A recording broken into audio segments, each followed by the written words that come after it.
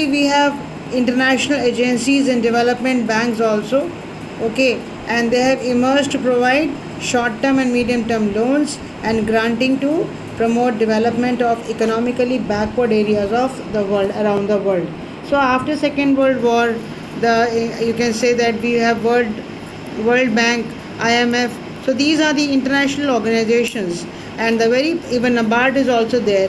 The very purpose of these organizations was basically to provide short-term and medium-term loans and granting to promote basically those countries which were comparatively economically backward. So, not apart from that, various bodies have also been set up by the governments of developed countries at national and regional and international levels for funding various projects. And now I'll also talk about the loans from banks.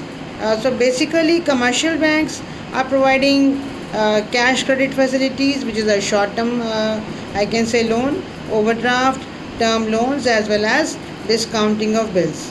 And this is basically for, I will say, I'm talking about short-term and medium-term loans. And rate of interest charged on these loans depends upon present interest rate in the economy, as well as interest rate levels defined by Reserve Bank of India. When I'll talk about the features of these commercial loans, they are providing features of these commercial banks.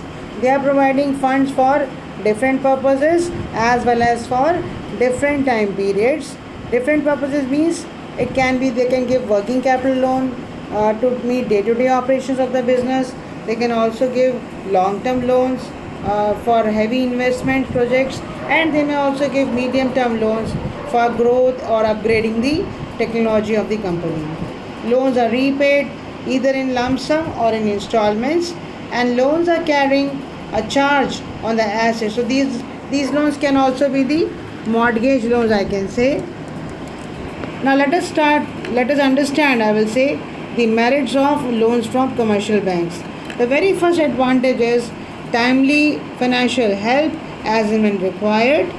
Secondly is secrecy of business information maintained by banks. So when banks are providing any kind of a loan facility, business firm, they may have to present the financial records, but they are keeping it very confidential and they are not sharing it with the competitors. Flexible source of finance, loan amount can be increased or repaid depending upon the availability of the funds. So the flexible basically means that in case company needs more money, company needs more finance, it can always be readily available from the bank. No change in the control of the company because it is basically a part of a debt capital. So in that case, equity shareholders are not diluting their shares, and interest is tax deductible, which I have explained in the class today also how.